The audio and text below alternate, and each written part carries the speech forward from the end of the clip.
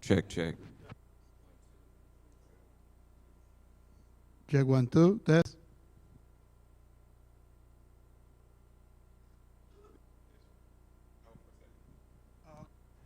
Check, check. Okay, no, no. So when you hand it out, so you'll know which one you want to hand Uh-huh. out. Yeah, then I want to give the 6 to the, because I have the nice thing Presenter, to the presenter, and then I give that one to, then put that one away up. yeah. Check 1, 2, check. test. 1, 2, check. So you should hear us. 30 seconds.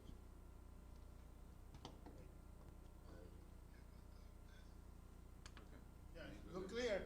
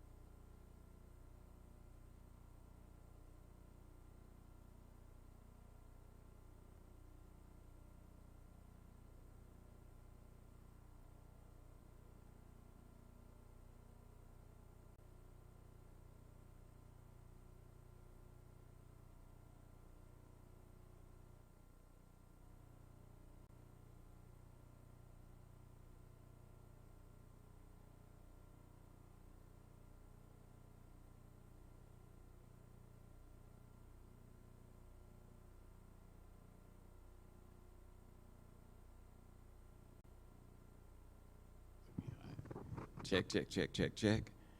Testing 1, 2, 3, and 4. Work.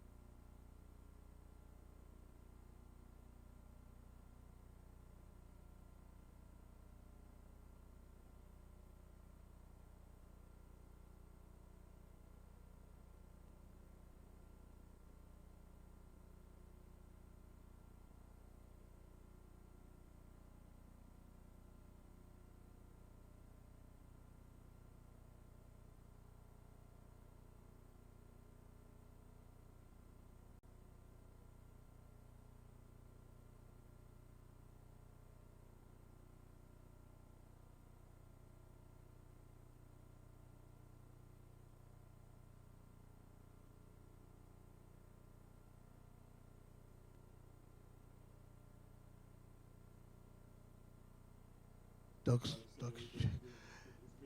So if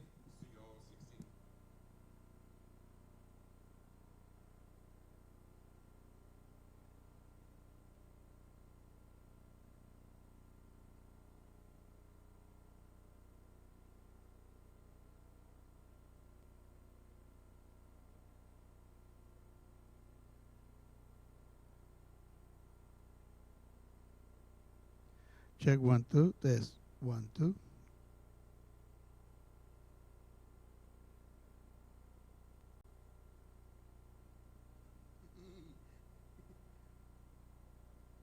Check 1 2 test. Check 1 2. But then I have to go to auxiliary. Okay, you got it. Okay. No, you don't have to kill auxiliary. No. Just to be sure. Yeah, when you kill that, it'll kill auxiliary. Yeah. Yeah.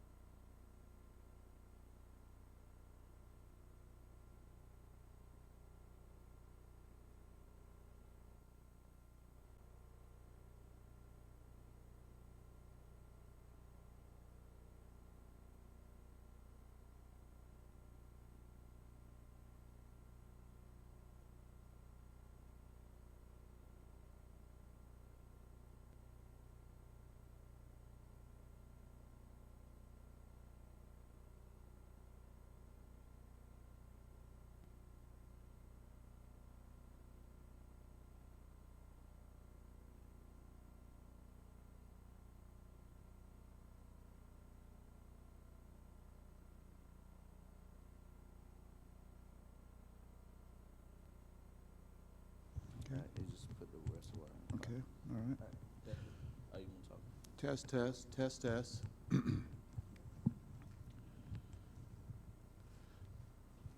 So, but what intrigues me is what kind of cameras are they using on YouTube? Because everybody seems to be like that.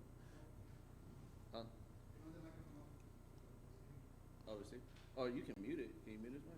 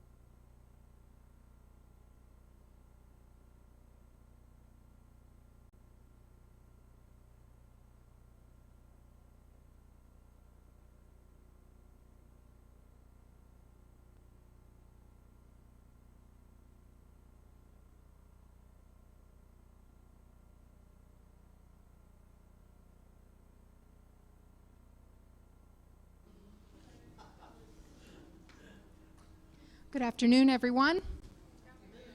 Everybody awake? Good afternoon.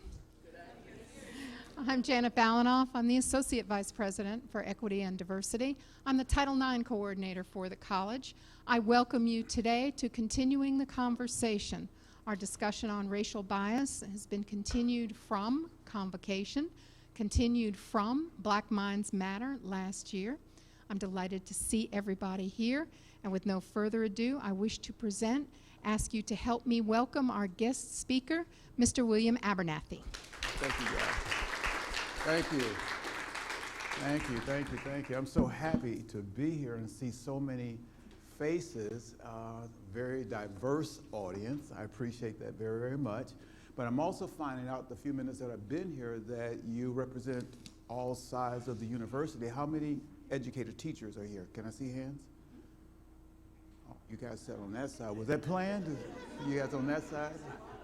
And professional staff, where are you at? Oh, fantastic. What do you do? Director of the Faculty Center for Teaching Teaching and Learning. and learning, and what do you? Well, I'm a counselor / faculty, so I didn't know when to raise my hand. Okay, double duty. Somebody else had their hand up, faculty. What do you teach? Faculty, anybody, teachers. What do you teach? I teach at the School of Economic Foundation, our adult high school program. And that is? We're an adult high school program with transition students. Yes, yes, absolutely. Very good. Fantastic. This is great.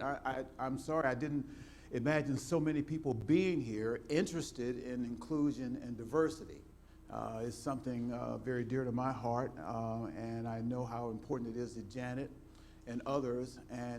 But what makes it work and what makes us move towards a solution, our solutions, is that when all of us get together and talk about it. So that's what we're going to do. We're going to continue the conversation. Is that okay?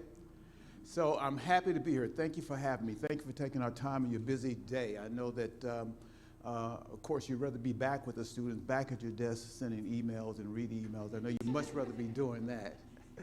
I do the same thing that you guys do. I work for Kaiser University, and I've been an admission counselor for almost 7 years now, but I end up multitasking as well, cross-functioning in other areas as well. So it gives me a really good understanding of what university life is like, college life, and then what your functions have a tendency to be like. The only thing I haven't done yet is actually get in the classroom, get before the students and teach them. So, but I pretty much know what everybody is doing and what their life is like. And what I really enjoy is actually sitting and having those one-on-one conversations with the students. Being in the market that we're in, we get a chance to talk to all kinds of cultures. Obviously, we're in Orlando, right, the 8th fastest growing market in the country. And everybody comes here to either retire, get ready to retire, or move away from countries that are not as friendly as they used to be. So we get all kinds of people, and we hear all kinds of stories about not only what they want to do in life as far as careers and jobs and opportunities, but what they are trying to put behind them as far as their history is concerned. So I really dig deeply as far as what their history is, what their outlook is on their future and so forth. And I learn a lot about not only how to counsel students and place students and help them to get to a career, but I learn a lot about people. I learn a lot about people who are different than me. And I have to tell you a lot about what I'm going to be talking about is my perspective as an African-American male. I'm a baby boomer. How many baby boomers? I don't see many real, okay. You guys look pretty good to be baby boomers. That's after World War II. Some people think that's old. When you talk to a millennial or Xer, I think that's old. But that allowed me a lot of experiences in history. When you think about civil rights and you think about diversity and inclusion, there's a lot of experience, a lot that has happened since the 50s. And I've had some very up close and personal experiences and opportunities. I call them overcoming opportunities that has given me a different perspective to appreciate everybody.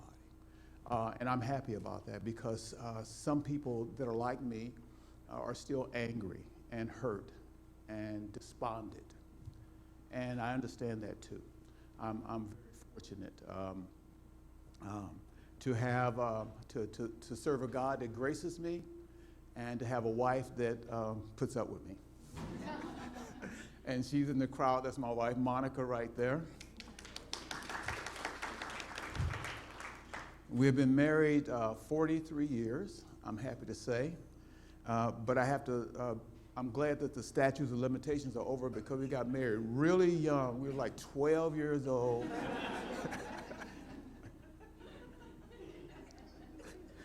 I don't want you to think I'm too old. So, as a college practitioner, I sit across the table from a lot of young people, a lot of people that are different, a lot of different cultures. And my job primarily is to dig into their history and then find out what their outlook, so we can find out what's happening to them. And I'm finding a lot of people that are hurt. And what them coming to the school is their last resort. They don't know what else to do. And they either saw a commercial or got a reference, and they decided, I got to go to school, I got to do something. This is not because they've been prepared their whole life by parents or mentors or the people that said that this is something you need to do to prepare yourself. This is like their last ditch effort. I've got to do this to survive. Nothing else has worked. And if I don't do something, it's all over for me. So I get a chance to understand and develop a sensitivity to not only what they want, but what they need. So preparing for this has really been therapeutic for me, because I was forced to go back all the way back to the 50s when I grew up. When I met my cousin, Dr. Ralph David Abernathy, who was a co-leader, co-founder with Martin Luther King, the Civil Rights Movement. When I met him, I got a chance to really get into that, because some of this stuff I've pushed back in my memory, because some of it's really hard to think about, especially, again, being so graced to have the kind of life that I have now. The experiences that I've had wasn't guaranteeing me to have it as well as I have it, to be honest. So it's been very, very therapeutic for me to get into how I got here and what perspective I have on history, and probably some of you have the same perspective that I have and others have, and why they end up having the attitudes that they have, why we are living in such a hostile and angry world right now. Maybe it's because of some of the things that we've been inheriting and dealing with for decades, for generations right now. To be honest, generations. And that's something really difficult to continue to push away. At some point, it's going to show up in how we behave and how we think and how we respond. So that's what I'd like to put in perspective for all of us today, and I can't wait to hear your questions and hear what you're thinking about it as well, so I can have a well-rounded idea of where do we go from here. Is that okay? All right. I'm the third cousin of Dr. Ralph David Abernathy. Very few people, especially the millennials and younger than that, don't remember that period. And I don't really try to force them to understand it unless they find themselves in a situation, not putting everything in a healthy perspective. I understand why some don't know, because sometimes it's not even taught in schools anymore. And sometimes you're raised by a single parent who doesn't have time to give you a historical perspective of life and living. I get that, which is one of my biggest pet peeves, is so many of us have to grow up without the benefit of generational mentoring. We don't know where we came from. We don't know what happened. We don't know what perspective to put on the future or why we are where we are. We keep saying that, oh my God, what's wrong with these young people? What's wrong with these millennials? What's wrong with them? And we want to point our finger at that generation or this generation younger than us who have had the opportunity to have some healthy experiences, But really, it's not so much what's wrong with them or what was wrong with the generation before them. They're not a lost generation. They're a product of a lost generation, to be honest. But we've misplaced the blame, I think, to make us feel a bit more comfortable in our criticisms. So Dr. Ralph David Abernathy and Martin Luther King are amazing human beings. I mean, you can read the history, you can see the movies, but when you think about how little we're willing to sacrifice today and how much they sacrificed then, it is amazing that they were able to, and in the face of real threats. I mean, there was no, social service programs or anything to protect them. They didn't know if they were going to come home. And many of them, as you know, did not come home or did not live through what we were trying to experience, just because we were trying to help people with civil rights and human rights. The perspective I like to put to Dr. Martin Luther King and Dr. Ralph Abernathy, that not only were they forerunners of civil rights and human rights, civil rights, but also human rights. They grew up during that whole movement and decided that it was important that everybody is the same. And everybody has the same needs and concerns. And yes, there is racism, there is partiality, there is biased treatment, but everybody is the same and everybody has the same needs. And so I respect that about those two gentlemen, but I have to tell you, there was one man that came before them. His name was Dr. Vernon Johns. Who knows Dr. Vernon Johns? Does anybody know that? Dr. Vernon Johns is considered the father of the civil rights movement. He was a pastor of Dexter Avenue Baptist Church, where Dr. Martin Luther King eventually pastored. It was his first church. And he was a lone advocate for his parishioners. When a daughter was raped, he was there at the police station protesting. When a son was murdered or lynched, he was there alone protesting, asking for personal rights and human rights. And his life was always threatened, and he was a brilliant PhD, brilliant man, and even some call him a prophet. So, but he was pastoring some regular people that just wanted to be professionals and be left alone and have some semblance of life and living and with their businesses and their careers. A lot of school teachers, et cetera. And they didn't like the fact he was stirring up the pot. Yeah, we know we lost a daughter, we lost a son, we're missing a son, we're missing our daughter, but they only bother us if we retaliate. Let's not retaliate, just leave things the way they are. And he wasn't having any of that. And so Dr. Vernon Johns continued to protest and continue to challenge the police department and the judicial system continually, and they ended up asking him to resign because they were bringing too much attention upon us nice colored people.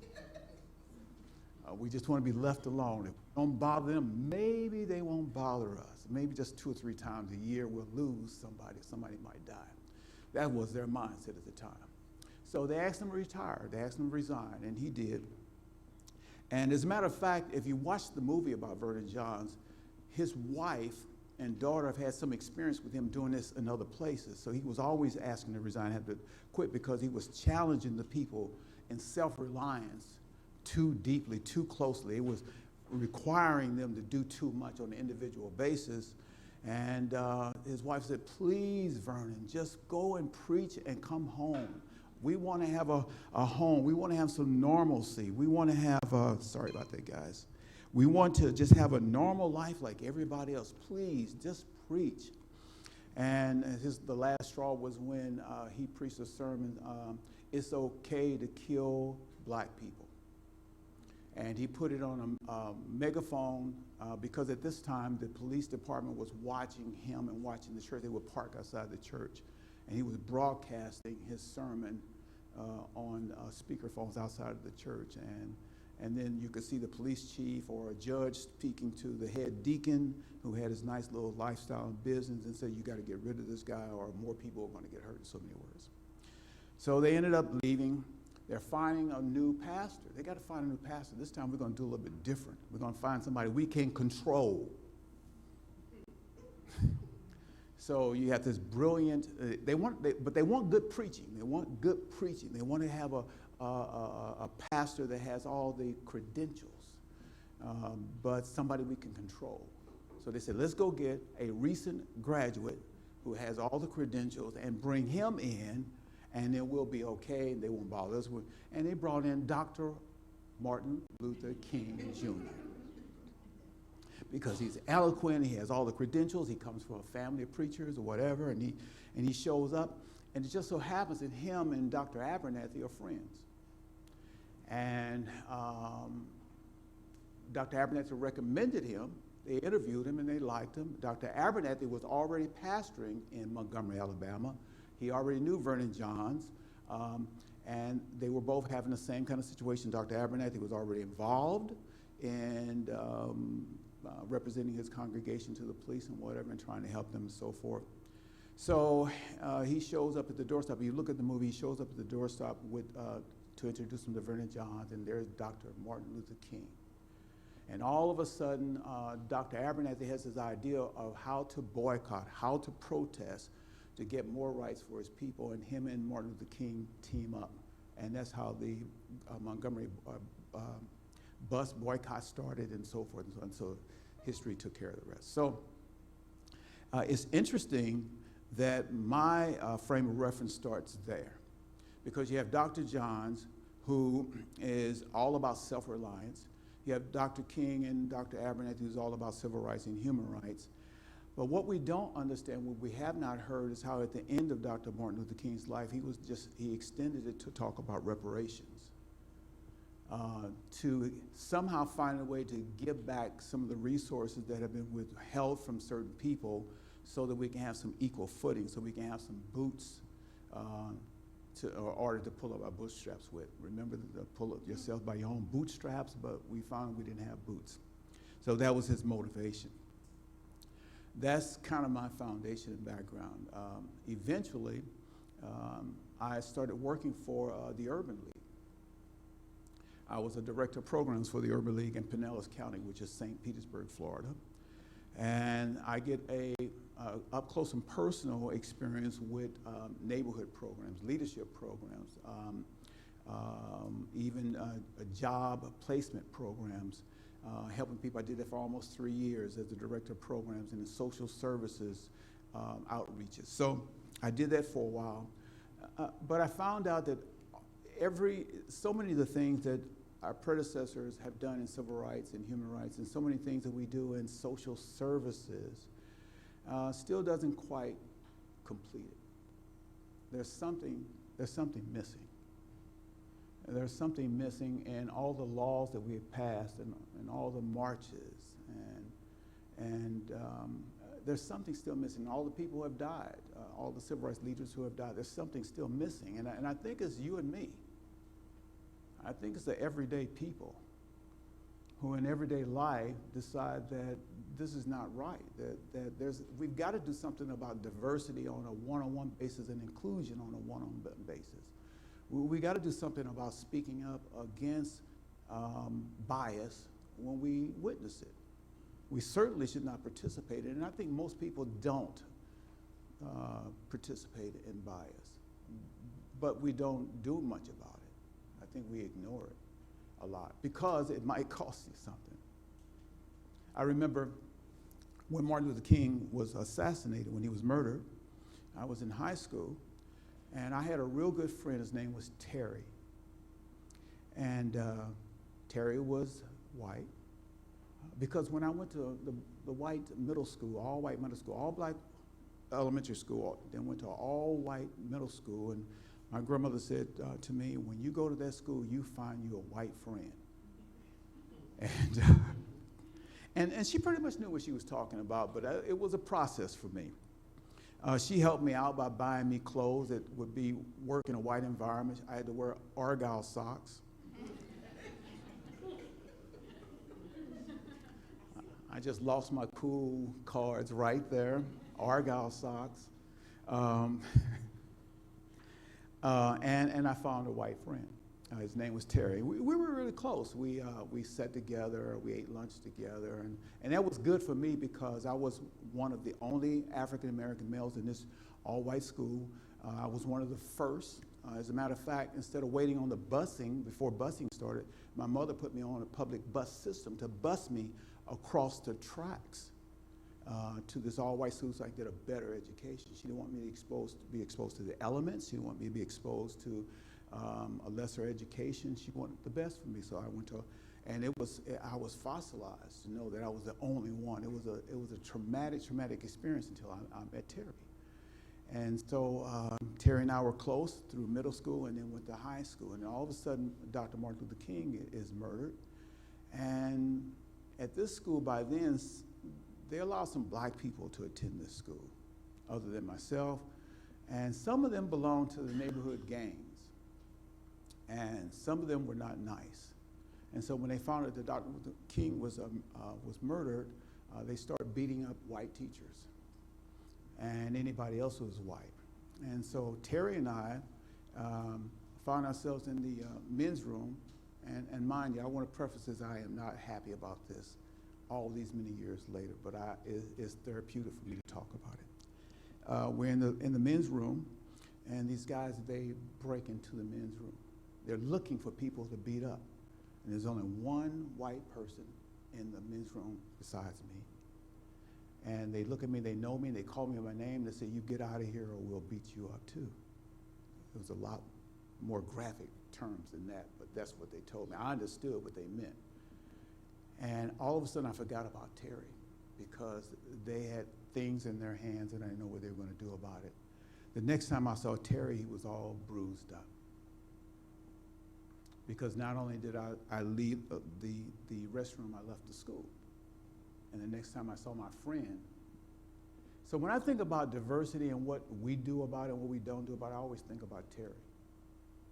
And I always think about, you know, are we here on this planet collaborating as human beings or not? And that's why I love human rights, because it's about all of us at some level. All of us need the same thing, and all of us share the same needs. So that was my experience in high school. That helped me to do well as a director of programs for the Pinellas County Urban League. I also found out in social service agencies, like the Urban League, like the NAACP, sometimes before a person can really get help, you have to waddle through the politics. And it could be very political. It could be very self-serving for a few people so that the rest of us don't get the help and the advocacy that we really need. That was my biggest lesson working for the Urban League. I found out it was as political as it was centered around serving the community and being an advocate for people who need to be represented when there is bias or when there is prejudice. So I like what you all are doing here discussing inclusion and diversity. It has to start with a healthy discussion and conversation. It has to help start with someone like me saying this is what my experience was, and maybe even reminding some of you how you got here. So that, yeah, maybe things are okay for you and me, maybe things are okay, but there's a lot of people that are not doing okay. A lot and have been surviving from and suffering from biased treatment and incidents that are generations long, all the way going back to the 40s and the 50s, because the trauma that we suffered from the trauma of racism and bias has not been addressed. It may be talked about, but not addressed. Now psychologists are saying, they're saying that anyone that suffers through a traumatic incident should get treatment, should get help. Car accident, police shooting, experience in a war, a conflict, almost anything now. Definitely the 911 victims, they were getting treatment from the trauma. They even said that people who witnessed 911 incidents or anything like that should get some form of treatment. If we have an incident in the school, the first thing we do is not only people that were directly involved, we open the school up and say, if you want to talk to a counselor just because you know about it or heard about it, we are here to help you. We have counselors ready to talk to you. So who's been talking to the people who have faced trauma and the biased treatments that they've experienced and the blatant racism and the abuse? Where did the treatment come from? This is not my opinion. This is what psychologists and psychiatrists are saying clinically, that everyone that is involved in a traumatic event must get treatment. And not only the ones who were the object of the trauma, but the ones who actually were responsible for causing the trauma, the oppressed and the oppressors. Everyone should get treatment. Has anyone heard about this new theory? They're categorizing it under post-traumatic stress disorder, PTSD, and that anyone that has been continually or over generations experiencing a consistent type of trauma and have not been getting treatment. Oh, this is the other thing psychologists said, when you're not getting treatment, you get worse. So long after the incident, there could be cues or any stimuli that could come up in your life that would trigger a response as though you were reliving that same trauma all over again, no matter how long ago it was, if you don't get treatment for it. I did want to mention that our faculty colleagues in here have experienced students who say, such and such an assignment is a trigger for me. May I have an alternate assignment? So that's an implication within higher education that you may be covering in your presentation, but I know I speak for several faculty who have asked me about what is the college's protocol for alternate assignments. Very good. So I'm wondering, I'm surprised that someone is adept enough to do that, to say that, hey, I need another assignment because I'm not feeling comfortable right now, in so many words. I'm shocked to hear that that's happening because most won't say anything because most don't even know what's happening to them, why they're feeling that. Why all of a sudden they're afraid or withdraw or angered. These are some of the responses to traumatic syndromes. All of a sudden, sometimes you don't even know why you're angry or why you have an outburst because you had a traumatic event and you responded to something that has triggered it. Sometimes you don't even know what's triggered it. Sometimes it's pretty obvious. There's an explosion or something happens and all of a sudden you're remembering what happened, but sometimes you don't. It's very subtle. So now experts are saying that anyone who has traditionally, historically, generationally experienced trauma from bias and racism and diversity or lack of diversity, they are subject to having that same trauma and have certain things trigger that trauma: anger, withdrawing, lack of concentration, outbursts. So what we've been doing when we see our young people doing that, we said there's something wrong with that person. Not knowing that systemically and generationally, they've been experiencing that because no one has gotten treatment. No wonder why there's so much divorce, why two people get together and they really love each other, but there are different triggers and things that happen that keep them from really becoming one and whole, because they're both dealing with traumatic experiences from different spectrums of life, and they come together and they bring a combination of those traumas together, and they can't make it. The children can't make it. And then they don't have the advantage of having grandparents there to kind of mentor them through some things and help them through. We don't have generations around us like we used to. One of the things that I remember studying and hearing about Dr. Martin Luther King and Dr. Abernathy, they both came from generations of support. They both, Dr. Abernathy's father in the 40s had 400 acres of property, broke away from what came after slavery, sharecropping, became the first person to be able to vote and do a lot of things like that. This is what Dr. Abernathy came from, so he had something to hold on to. Well, what happens to our children? they don't know who they are. They don't know where they came from. They didn't have any instruction or mentoring. What's happening with them, especially when they get into the classroom with you and I, and they get up the nerve to come here. One of the things I'm happy about that we do at the College University is that in some cases, when a counselor is really doing what they're supposed to do, we note to the dean of the program that student's in that this is a student that may need a little extra care. This is a student that has this issue, we're going to watch out for this student. So, but what happens to all the other students if that's not happening? They only had a single parent who was young and didn't know anything. They didn't have grandparents. They didn't have aunts and uncles. I grew up with aunts and uncles and grandparents and even the neighbors. You know, my mother didn't have to catch me doing everything. That was not good for me. I mean, you had to, yes, I had to look up to see if she was there.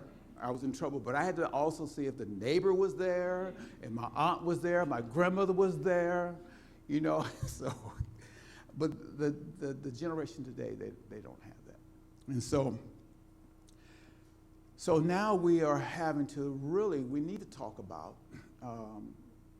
how do we help, or how do we recognize at least our children that are going through PTSD more than likely. And it hasn't been diagnosed, but again, the symptoms are very, very obvious. And when you see the list of symptoms or behaviors or outcomes, you can see that that's more than likely with this person. And if you give the person the benefit of the doubt, you find out that, and I do find this out when I interview students, you know, where are the parents?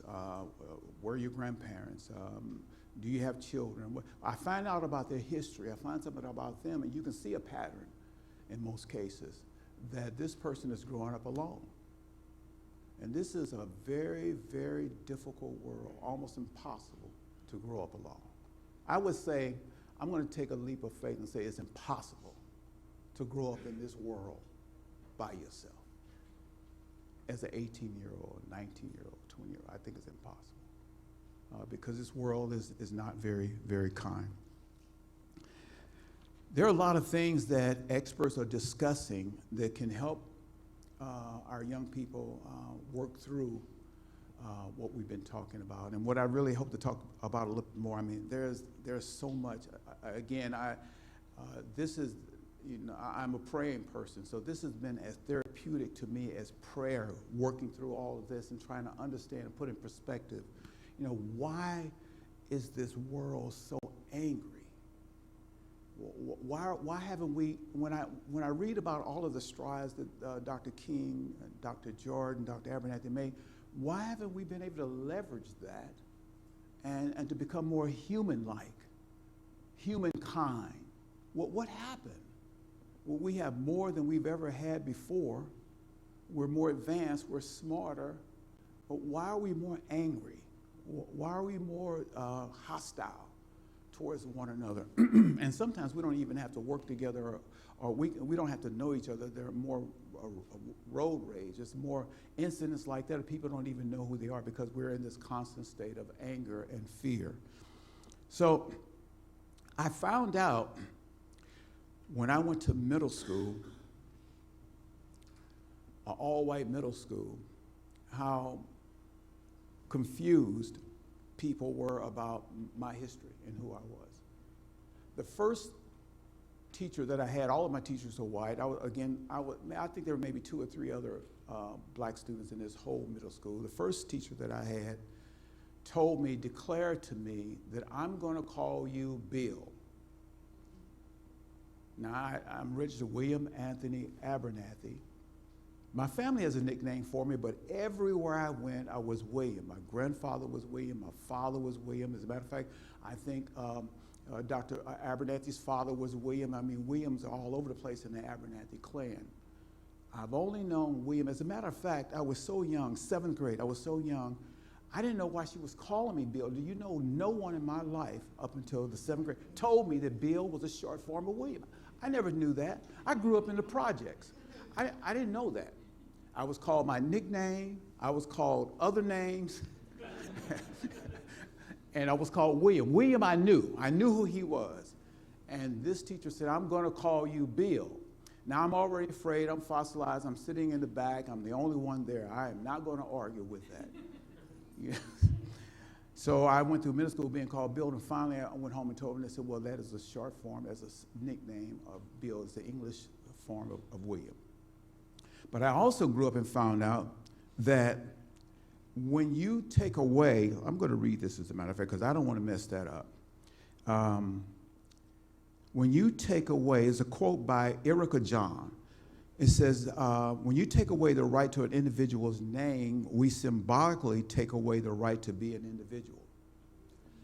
And that's when things started to erode a little bit for me when I went to the middle school. Yeah, I had access to the best teachers and the best resources, the best environment. It was a beautiful school in a beautiful neighborhood. But some other things were happening that I didn't know was beginning to happen to me. And then I also found out that when you take away, not knowing once you label me, all of a sudden you negate me. So for a long time, until more African Americans started coming to these schools, as a matter of fact, I'll tell you guys a secret. I think the statutes of limitations are up on this too. We lived on this side of the tracks. Everybody on this side of the track, the home values were higher, the schools were better, the neighborhoods were better. And my mother was working as a social service counselor and knew someone who lived on the other side of the track. And she told her, you can use my address so your son can go to the white school. And that's exactly what we did. We lied and said I lived somewhere I didn't live so I can go to a better school. But I think the statutes are over with, so that's how I ended up going to this school. And that's why I was one of the very few, because black people not only could not afford to live there, but they're not allowed to live on that part of the town. So I want to talk to you a little bit about multi-level generational dysfunctions. We talked a little bit about the fact that when you have PTSD, and much of that goes undetected or undiagnosed, it increases exponentially. It grows with each succeeding generation. Every generation gets worse. So I would submit to you, I would get that if I were you, and I've been doing it a lot with my family, a lot. Talk to your siblings, your family about where you come from, what's been happening in your family. And it's going to be hard in some cases, because now you're going to see why there's a pattern of this or that or the other. Different phobias. You're going to find there's a pattern, because in human life, that's what happens. So it helped me to say, this is why I got to really dig into a little bit more into the child that I have across from me, the young person I have across from me. You know, what is your history? What's going on? I don't have to know details, but I got to get some signs of what's happening so I'll know how to really talk to this person. Because in most cases, the young people will tell me, you're the first person that has told me this or that. You know, I'm so happy. And one of the things that we have done at our school is that some schools say that you're an admissions agent or representative. They have the name. They wanted to make sure we were called counselors, so the person would feel comfortable in speaking to us. And they really do. Sometimes they tell us what we don't want to know. Sometimes it's just your TMI, way too much information. Sometimes, like, I didn't want to know that at all. But it helps me to help that person a lot more and get into where they want to go. Multi-level generational dysfunctions grow with each generation when we don't know about it and when we don't address it. And I would go so far as to say to you, for those of you who have not gotten married, and some of you who are going to be talking to people about getting married, it's going to be important for you guys to advise younger people to be certain they know who they're marrying. For that reason, for that very reason, I mean, your love and intimacy and all that's important. My wife was smitten with my looks. She thought I had money, and I didn't let her know anything different. And so all those things are important, but they're not lasting. You know that. I don't have to tell you that. But the generation, where do you come from? There are certain cultures, certain generations that really are very Bush, the elder Bush. Everybody talks about his wife. What was his wife's name? Barbara Bush. They talked about her looks, right? Well, it was important to him to marry somebody that came from the right blood. That's what he was focusing on. That's what his father told him. And that there was nothing in the closet that was going to take away from Jeb Bush being governor one day, or the other son being president one day, because it was important where they came from. So that's what we need to focus on with ourselves and with those that are a different color from us, is where do you come from? What are the generational dysfunctions? We got to be honest about that. When I got out of high school and went to college, I did again find myself in a university that was predominantly white.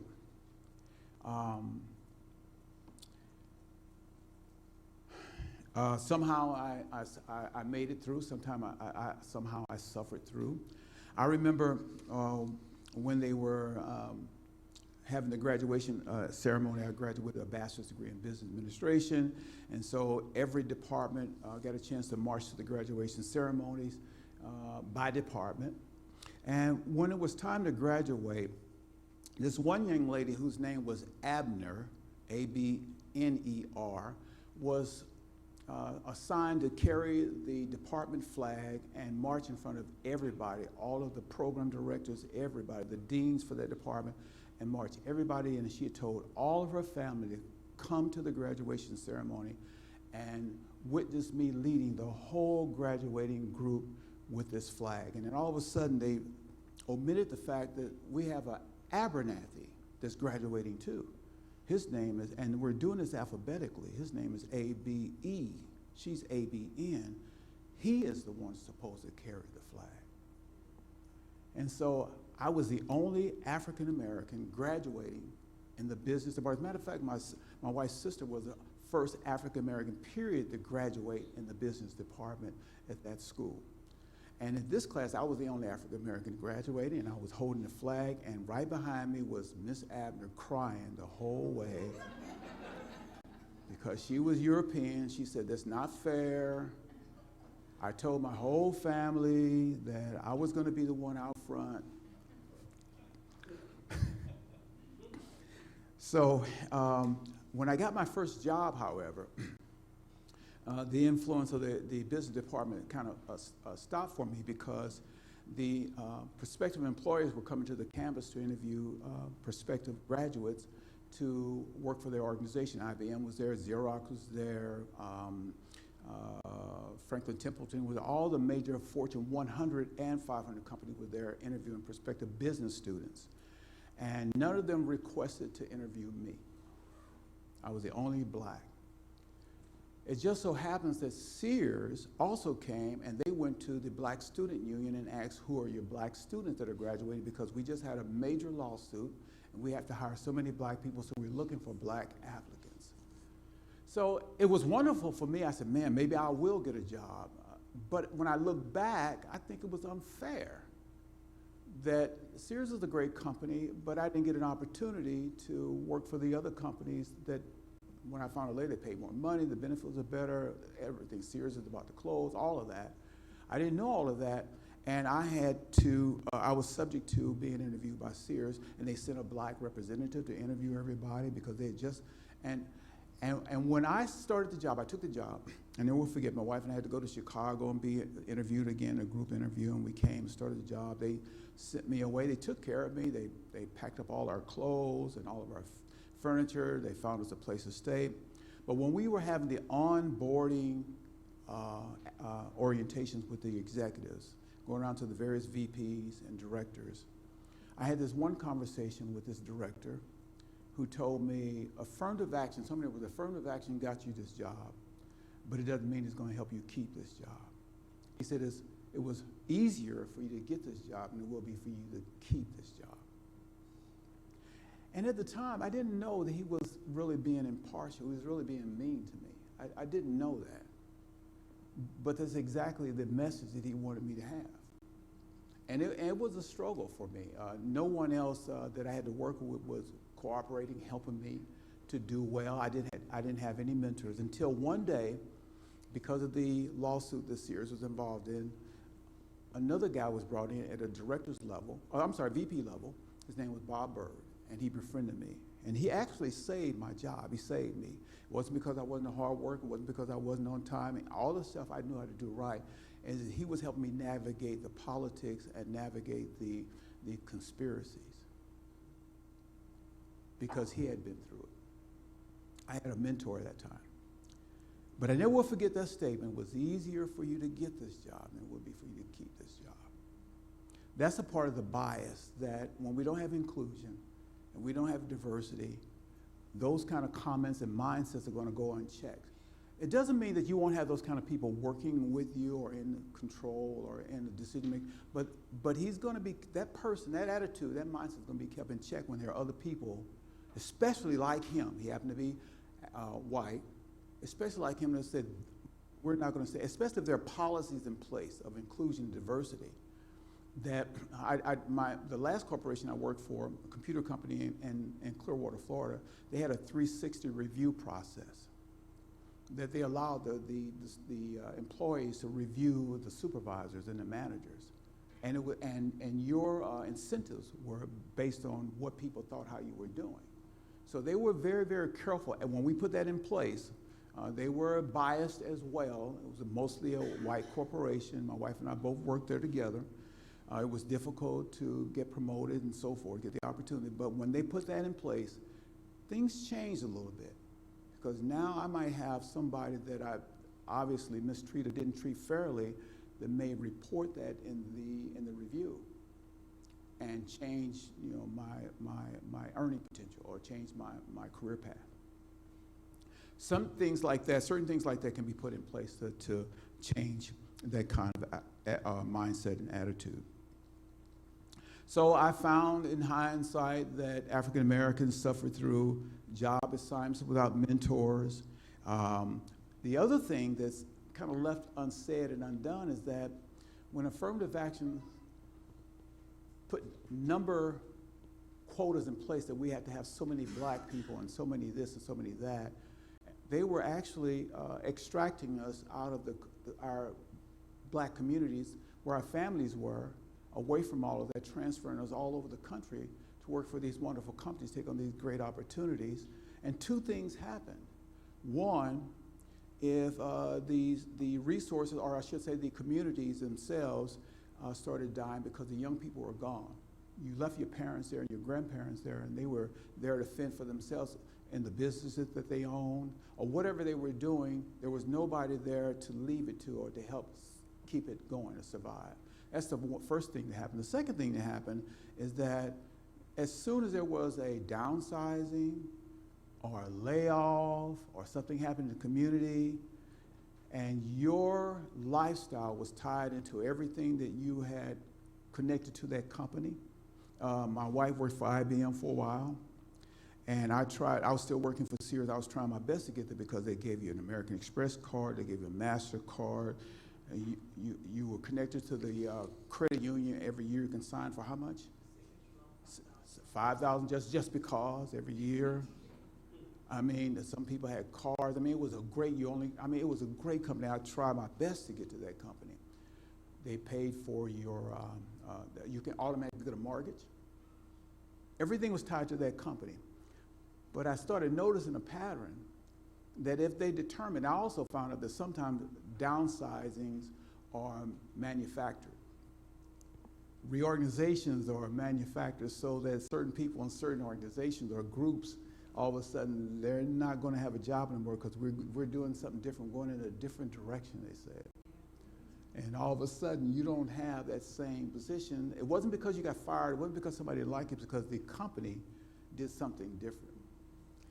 And I looked up, and a couple of people that look like me, all of a sudden, they don't have the benefits anymore, healthcare benefits. They don't have the salary. They don't have the signature loan anymore. They don't have their credit card anymore. The loan to their car was tied to it. The loan to their house was tied to that. And now you don't have it anymore. What do you have? And then what did you leave behind? And so I found that this was a pattern. This was some people say even a tactic. That all of a sudden that the strength that you should have gained from having a good job with a good corporation should have helped you and your family, your generations going forward, but not really in a lot of cases. So, I'm sorry to be so sobering, but these are the things that come from my perspective and the experiences that I've had. And maybe I'm the only one, but I wanted to be as frank as possible and let you know of what my experience has been. So I started relating generational dysfunctions to what I see on television and the family images that we see on television. And I noticed that in most cases in the African American experience, I didn't see the Waltons. I didn't see Father Knows Best. I didn't even see the Huxtables. I didn't see a generation or a family of people that not only had the financial security, but had the wherewithal. Remember with the Huxtables, it was very important that they put this in that series, is that the father, Dr. Huxtable, also was able to rely on his father, and the children were able to too. That was the same scenario you saw in the Waltons. Remember when John Boy had an issue? He would go to his father every week, right? And sometimes, if you didn't get it close, if sometimes John Boy would go to his father and say, I have this problem, I have this challenge, what do you think? And he would like throw it off, and immediately the next thing, John Boy's father was out in the barn with his father, discussing how they're going to handle this in the next episode next week. John Boy had the advantage of, even though sometimes he didn't know of his father, his parents, but his grandparents. Do you know John Boy is a real person? He went to World War II. He became a novelist and a writer. So this Waltons was all about his real family. And he attributes his success and his development to having access to his parents who were there all the time and to his grandparents who were there all the time. So I didn't see that. When I started seeing, for some reason, I don't know, for some weird reason, maybe it was because it was the only thing was on, the Huxtables weren't there, I watched the Waltons. And I think it was because I was attracted to the fact that it was a cohesive family that were working through their issues and challenges and opportunities together as a family. And John Boy in real life was able to carry this on in his life, to become a more whole person. He didn't inherit, the PTSD issues that some of us inherit to allow him to become a whole person. And again, I think that's what we're seeing a lot in our young people today that are African American. More often than not, what I saw was programs like Good Times, Sanford and Son, and even Julia. Does anybody remember Julia? Am I telling my age, Julia? You know what was unique about Julia? She was a single parent. And she was doing well. She was a professional. I think she was a nurse. I'm not really sure. A nurse. She was doing what she was, but she was a single parent. And I submit to you, it was never meant for a single parent to completely expose a child or children to enough that they need to succeed in life. That was never the intent. My mother did a pretty good job. I was raised by a single parent. She did a pretty good job. But I missed the father part of what I needed to be whole. And do you know that daughters miss it even more? Now they're understanding now that a daughter needs a father more than a son needs a father. And it sounds funny, but it's true. That's why our daughters end up, I know when I met my wife, I know that if her father was there, she was raised as a single parent, and if he had met me, no matter how good I was looking, now you gotta, I just show you the picture. I had an afro out here. When she met me, I had a leather coat. I met her. I had a convertible car. My afro was so big I had to keep the top down. But if her father was there in his right mind, he saw me coming along, even though when I met her, I was just about to graduate from college, he would have told me to wait 10 years before you come back and take my daughter away from here. And he would have been right. Better maybe even 20 years. He would have been right. I love my wife, but I was not whole. I was not complete. I was not raised by another man. I was pretty smart. I did my books, and that was what she was under. This educated man, good looking.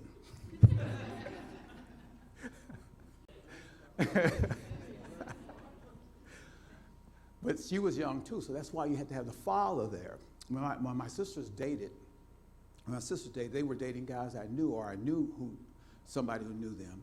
And my older sister started dating. I was very protective, and they would come knocking on the door, and they would say, "Is Michelle ready?" And I would say, "That's that guy. He's not right." And I would say, "No, she left already." I did that probably 6 times before she caught on that for some reason my dates are not coming to pick me up like they arranged. So they had to meet somewhere else, because that was the only way I knew to protect her from people I didn't think was good enough for her. That's what fathers do. That's what we do. It's an instinct that we have to protect our children, protect our daughters. Well, Julia was very smart, very achieved, took care of her son, whatever. We don't know what happened to him. We don't know what happened to that little cute boy. We don't know if he was complete and whole when it came time for him to be a man. We don't know. So Sanford and Son, we know they were dysfunctional to the hill. We know that there was something wrong with Sanford. There was something wrong with, what was his name, Lamont? There was definitely something wrong with them. And we know Good Times was also not a good image for us, even though there were 2 parents there. There were 2 parents there. Eventually, the father, who kept trying to do better, every time they tried to do better, something would draw them to keep them in the projects. They were smart people, achieved people, and they couldn't get out of the projects. Even when the father died, I can't think of his name now, when the father died, James, and he was killed in going away to get a job. He was killed. Now they got a single family in the next series. JJ's running thing. That ain't right. So these are the images. These are the images that we were trapping us into what is a real family. And all along, what is going around us in our society? The standard of living conditions for African Americans are decreasing. Poverty is increasing. Unemployment is, I don't know. Somebody gives us the numbers over here. Somebody gives us numbers over here. Our president is telling everything's better. I don't know. I don't think unemployment really got better. Now we found that there are private prison systems that are corporate,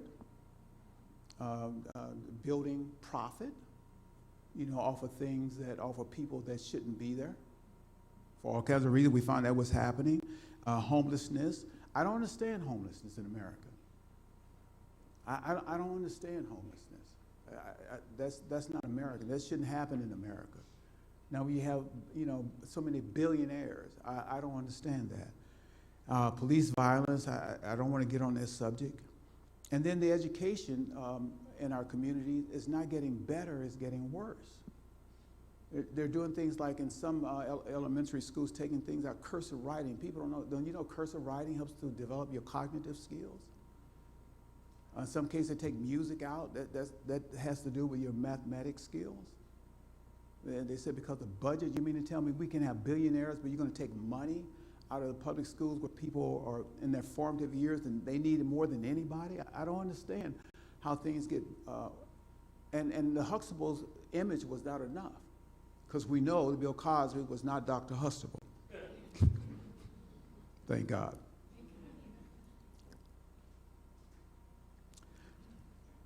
So the indicators I want to list you, the indicators of bias. When is bias happening? What does bias look like?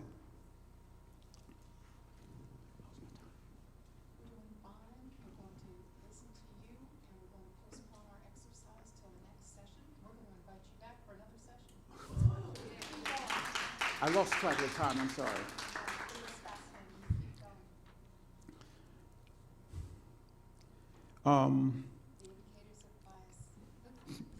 to speak Yes. into the microphone. The indicators of bias Yeah. and also the equity-minded Yes. kind that's- of institution and how you would propose that for higher education.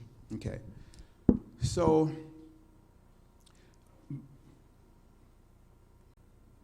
biases are created usually in an atmosphere, an environment of distrust. And when we don't understand one another, it's easy to have an environment that can incubate in that environment and become destructive, even hostile. When I don't understand you or understand somebody who is like you. So, you know, I think I've been blessed with having to experience attending diverse schools and diverse environments, living among diverse places, marrying somebody who is very, very, just loves everybody. It's kind of kept me in check. But when you don't have that, it still doesn't, it's no excuse for us being indifferent towards one another, especially if we are in the same environment, still working together. We got to do the same job. There's no but the issue is how we were developed in coming up, our prejudices. How many know that there's a difference between prejudice and racism? There's a difference, and so, you know, yeah, somebody might be practicing racism, but they're practicing racism when they can control what you have and what you don't have. That's racism. Prejudice is just not liking somebody or understanding somebody because they're different. There's nothing you can do about what they have or what they do, if they get along or not get along, get the job or not. But you're indifferent, and that can limit or eliminate you cooperating together in any culture or any opportunity to serve each other, especially in the workplace. So that's what bias is, and it's innate. It's in who we are.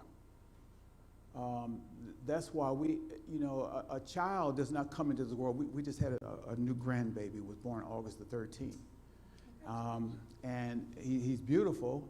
My daughter's in the Navy. She married someone from Mexico. He's in the Navy. And I almost had a similar experience, but it wasn't that bad.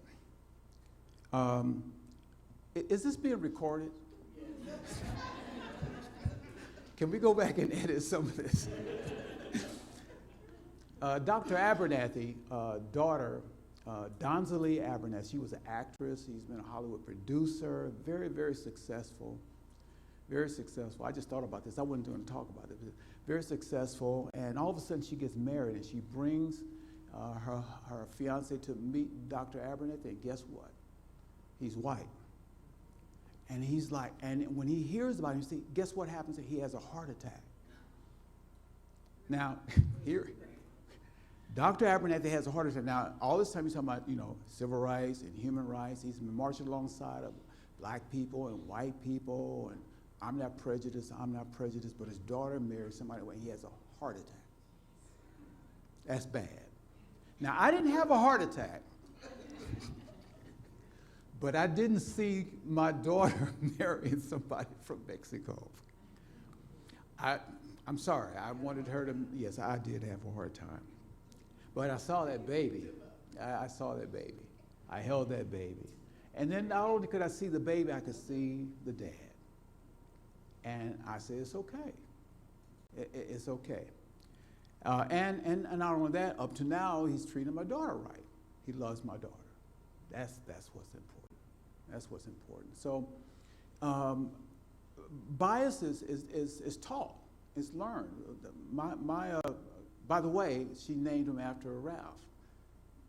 His name is Ralph Benjamin.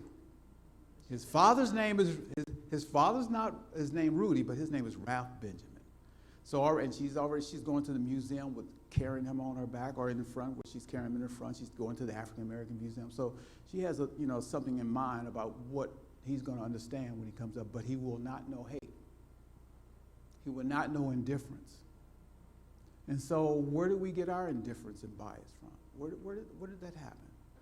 We can't blame who's the president or what we see on TV. We can't blame that. That's not the reason or we have bias. It's not. Most of it is a misunderstanding. It is stereotypes, what you think about somebody else, about someone else, as you compare yourself to that person, thinking that you're higher than you think you should be.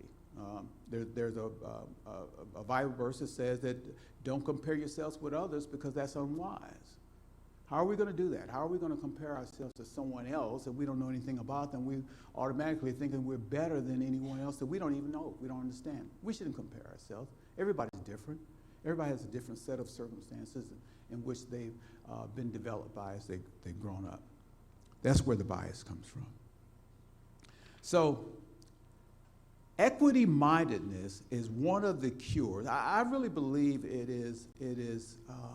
These are good things to work by and live by, to associate with others using these three things that I want to talk about. But I think it is a soul thing. The soul is a combination of your mind, your will, and your emotions. A lot of who we are and what we do and what we say comes out of our soul. So what's in your heart? What do you think about? What is your emotional state of being? That's what's going to help us subscribe to the equity mindfulness tips that we've been given by experts. The first one, as a matter of fact, let me do a better introduction.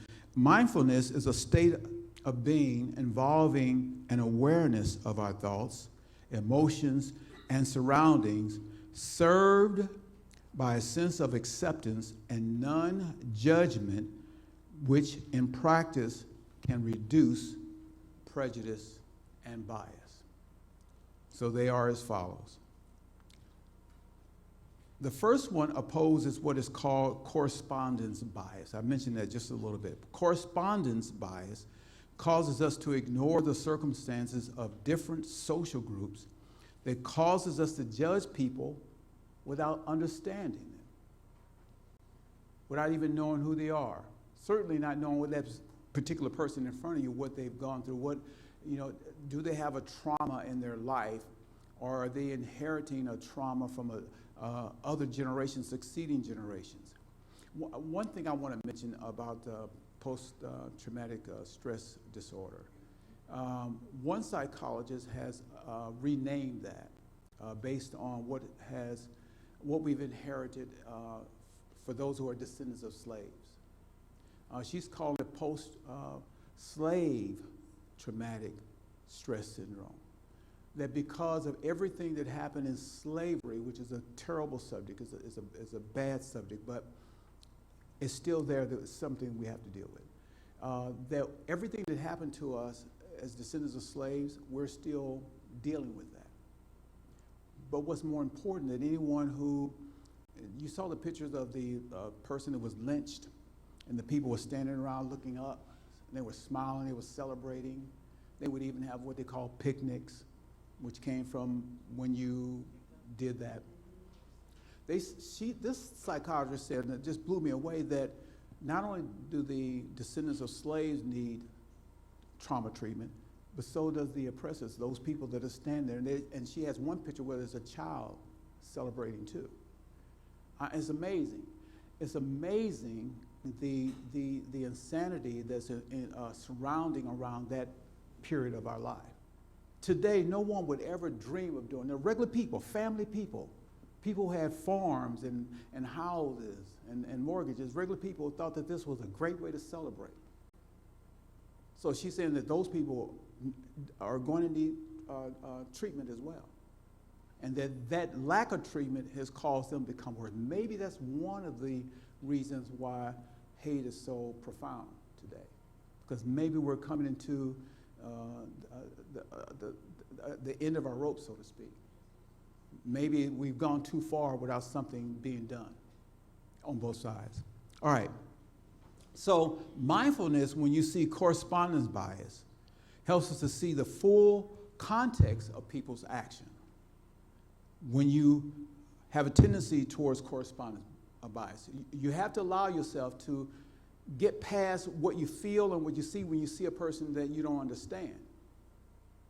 And if you can't put yourself in a position to understand the full context of this person, then you have to remove yourself altogether. Don't take up the energy to have a bias or have a stereotype or a prejudice towards a person you know that you're not going to even have the opportunity to understand. You just have to let it go. Now, teachers, practitioners, counselors, we got to find opportunities. If we're going to be interfacing with that child or student, we've got to find opportunities to do something about that. Number two, there's a thing called the negative bias. Negative bias causes us to anticipate something bad will happen when in a different social group or environment, which causes anxiety or stress. We're in an environment we're not used to. My wife and I were invited to an African wedding, and they had all the African garb on. We've been to Africa twice, but they had the African garb on. It was an African wedding. They were doing things different. They were dancing.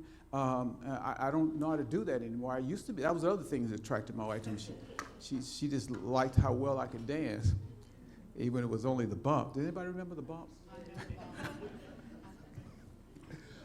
So, but I wasn't really comfortable in that environment. I had fun. The food was different. It was great. It was colorful, and I had to let it go. I didn't know enough about it to be critical.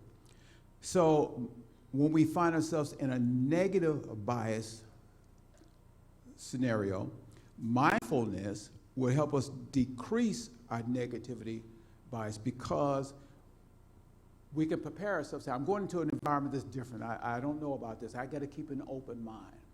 You know, can I say something about everything that I'm saying today? I think the one thing that really, I don't know anyone better than my wife that just has what I call unconditional love. She loves everybody, and sometimes it just gets on my nerves. Everywhere we go, I don't even like to go to Publix with her because she's going to meet somebody and hug somebody and talk to somebody. Can we just go home and eat? She loves everybody. And I've learned that is called unconditional love. Loving people without conditions, loving people without stereotypes, loving people without, it doesn't matter to her, male, female, it doesn't matter to her. She is going to esteem that person and prefer that person. Number three, the last one, self-positivity bias. It causes us to make unfair compromises to others by degrading them. I hate this one. By degrading them and elevating ourselves based on unfair, biased preconceptions about others and about ourselves, thinking more highly of ourselves than we ought to think. And sometimes because we don't really feel really good about ourselves, we look for opportunities to elevate ourselves over someone who is seemingly less. That's almost evil to do that, to make yourself better. That might be even a proof that you have some dysfunction that you're dealing with. Having said that, quickly, if I have a couple of more minutes, I want to talk to you. This out of everything that I kind of researched and put together for this conversation today was a book called Declaring War on Yourselves. It's a book by Mark Summers. Now, someone else has a different book out. It has the same title, but the approach is a little bit different. But in this book, it has been prepared to tell you how to get your life together by improving the thought, the words, and behavior of soul decisions with control, controlling the mind, the will, and the emotions. It's something I would recommend you get to help you focus on what's happening in your soul that allows you to do like that number 3, self-positive bias. I hope there's nobody in here. It's terrible, especially if we do it with our students. But it's definitely not right in any environment or any circumstance if we think that it's okay to degrade someone else. Even if it's obvious, even if they're homeless and dirty and smelly, all these things we want to just categorize somebody. Say, oh my God, even if they're a criminal, it's something really bad. We might do that too, but it's still not right, still not fair. Does that make sense? I had a couple of more things, but if I get into it, it's going to go over our time. Will you take a couple of questions? Yes, absolutely. All right. I can come around with the microphone. If there are questions, you can see that we have not stuck to our agenda because we're going to have to invite Mr. Abernathy back. Will you come back in the spring? Absolutely. I'd be Because happy we didn't to. give the audience a chance to talk Absolutely. and work through the kinds of equity-minded programs that we've listed from our research and placed on your agenda so that you have those with you. But are there questions for Mr. Abernathy that we can take at this time? I'm going to come with the microphone.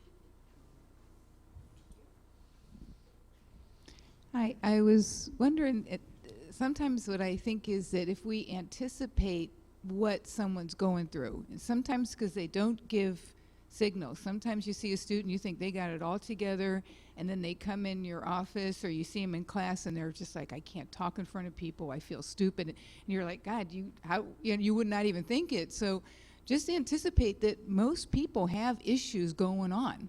And did not come from, the Walton family That's or right. somebody, there's struggles in everybody's life, and just know that, you don't have to wait for them to give you a signal, Absolutely. so. So, That's- so yeah. that mindfulness, equity mindfulness group, if we practice that, it would help us have that perception concept that, as my wife says, she believes the same thing, but this is the way she puts it, that everybody's got something wrong with them. I don't know why she's looking at me when she's saying that, but she says everybody's got something wrong, and that's true. We're all have fallacies. We all have issues that we can grow. Nobody's perfect. That's the point. But yeah, you're right. If we have that caring about us, especially when we're dealing with students, I mean, come on. I think I'm a little concerned when I see a practitioner in the education system who criticize students when they get to know something about them. That's not right. And I've shed tears about that when I've seen a couple of coworkers do that. That's not right. You sit down with them and they share with you, and they feel like, I've never been to school, I didn't think I can do this, and maybe I can also share this with that person, their counselor, nobody's in the room with us, and then is ridiculed later. I don't like that. And so it takes, that's why it's a soul issue, I believe. Other questions from the audience? Okay, in front of you, because we were not able to print out the attendance sheets today, in front of you, you have a little card. If you would sign this and pass it toward the center, we'll record your attendance in our system. And would everybody join me, please, in thanking Mr. Abernathy for his remarks? Thank you, guys. Thank you. We have a small token for you.